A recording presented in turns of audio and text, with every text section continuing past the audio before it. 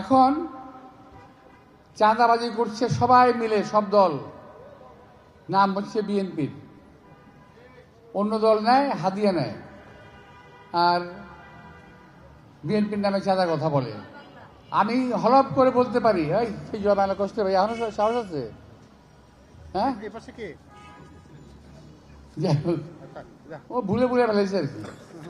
তো আমি যেটা বলছিলাম, গায়ের জোরে আমাকে অনেক কথা বলতে পারেন, কিন্তু বাস্তবে একটি উদাহরণ দেখাতে পারবেন না, যাতে আল্লাহ তাআলা আমাকে আগামী দিনে কামিয়াব করেন এবং আমি যাতে বিগত দিনের মতো আমি আপনাদের আবারও খেদমত করার সুযোগ পাই।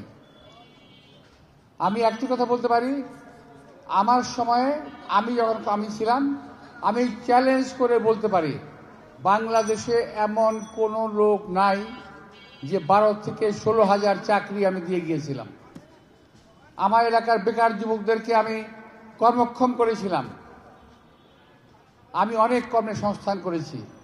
ইনশাল্লাহ আবারও যখন সুযোগ আসবে, আমার এলাকার যত কর্মক্ষম যুবক আছে আমি চেষ্টা করব তাদের সবাইকে সাহায্য করে কিংবা বুদ্ধি পরামর্শ দিয়ে তাদেরকে কর্মক্ষম বানানোর জন্য করব, যারা নাকি কাজকর্ম করতে পারছে না, বেকার আছে। এলাকা থেকে দুর্নীতি এবং চাঁদাবাজি বন্ধ করতে হবে এবং উঠাতে হবে।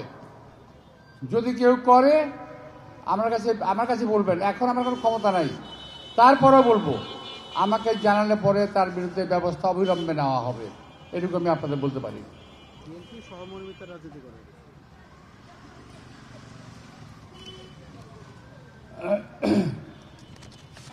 তো আজকে যারা আমার বিরুদ্ধে বলবো না, আমার সঙ্গে যারা নির্বাচন করছেন, নির্বাচন পাশ করতে চান, আল্লাহ আপনাদের উপরে রহমত বর্ষণ করুন। আল্লাহ আপনাদের মুখটাকে ঠিক করে দেন, আপনাদের মুখটা যেন ঠিক থাকে, আপনারা যেন সত্যি কথা বলতে পারেন। আপনি যে বলতে পারেন মির্জা আব্বাস একজন ভালো লোকের কথা আপনি যেন বলতে পারেন।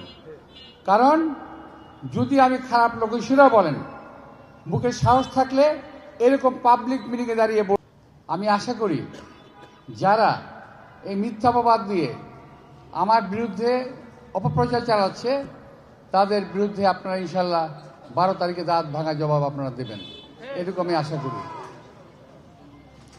সত্যের কাছে মিথ্যার কোনো অবস্থান নাই, মিথ্যা কোনো সত্যের কাছে টিকে থাকতে পারে না। কিছু কিছু লোক আছে খুঁচিয়ে খুঁচিয়ে আমার বিরুদ্ধে কথা বের করার চেষ্টা করে মানুষের কাছ থেকে। এই এলাকার মানুষ জানে, যারা আমাকে চেনে এবং জানে। আপনারা জানেন আমি মেয়র ছিলাম, আল্লাহর রহমতে আমি মন্ত্রী হয়েছি 3 বার।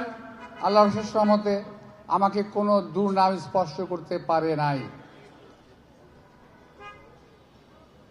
থেকে এবং দেশে আমার বিরুদ্ধে অন্যায় প্রচারণা চালানো হচ্ছে। চাঁদাবাজি আমি বন্ধ করার চেষ্টা করেছি। এখন চাঁদাবাজি করছে সবাই মিলে, সব দল, নাম হচ্ছে বিএনপির। বলেন এবং প্রমাণ করার চেষ্টা করেন, শাস্তি আমি মাথা পেতে নেব। আমার বিরুদ্ধে কুৎসরণা করা হচ্ছে। আমি ঢাকা শহরে বড় হয়েছি এবং অনেক ধনী পরিবার না হলেও মোটামুটি একটা ভালো ফ্যামিলিতে আল্লাহ তাআলা আমাকে পাঠিয়েছিলেন। এই এলাকার সকল রকম দুর্নীতি, চাঁদাবাজি আমি বন্ধ করার চেষ্টা করেছি। এখন থেকে আরও 17-18 বছর আগে যখন আমি এমপি ছিলাম, যখন আমি মেয়র ছিলাম, এলাকার মানুষের খেদমত করার চেষ্টা করেছি। আজকে এক দল উঠে পড়ে লেগেছে মির্জা আব্বাসকে ফেল করাতেই হবে এবং প্রমাণ করার চেষ্টা করেন, শাস্তি আমি মাথা পেতে নেব।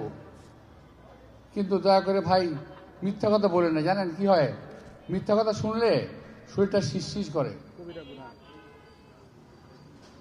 মিথ্যা কথা তো কবিরা গুনাহ বটেই, যার বিরুদ্ধে বলা হয় তার মানসিক অবস্থা, তার পারিবারিক অবস্থাটা কি হয়, এটা একটু চিন্তা করে দেখবেন। আমি তো ভাই এলাকার ছেলে, আমি তো ভাইসে আসি নাই। এই এলাকার মানুষ আমার সম্পর্কে সবকিছু জানে, কিন্তু আপনারা যারা দাঁড়িয়েছেন, আপনাদের সম্পর্কে আপনাদের নাই নক্ষত্রের খবর এই এলাকার লোক জানে না।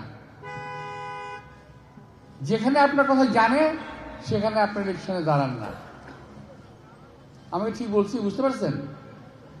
যারা ওনাদেরকে চেনে, দেশের লোক, যে দেশে ওনাদের জন্ম হয়েছে, বড় হয়েছেন, ওনাকে সবাই তার এলাকার লোকেরা খুব ভালো করে চেনে। সুতরাং ওই এলাকায় উনি যাবেন না, কারণ ওনার দোষ গুণ সব এলাকার লোক জানে। আমি খুব গর্ব করে বলতে পারি যে এই এলাকায় আমার জন্ম হয়েছে, আমার জ্ঞাতি গোষ্ঠীর খবর এই এলাকার লোক জানে। সুতরাং আমার সম্পর্কে অপপ্রচার না চালানোই ভালো। নিজেকে কালিমা লিপ্ত করবেন না দয়া করে। এবং দেশে যে অপকর্ম হয় না, এই কথা তো আমি বলি না, হয়। এই দায়িত্ব এই সরকারের দ্বারা এই সমস্ত দুষ্কৃতিকারীদের ধরে নিশ্চয়ই শাস্তির আওতায় আনা উচিত, কিন্তু সেটাও হচ্ছে না। প্রিয় ভাইয়েরা, আপনারা আমার জন্য দোয়া করবেন।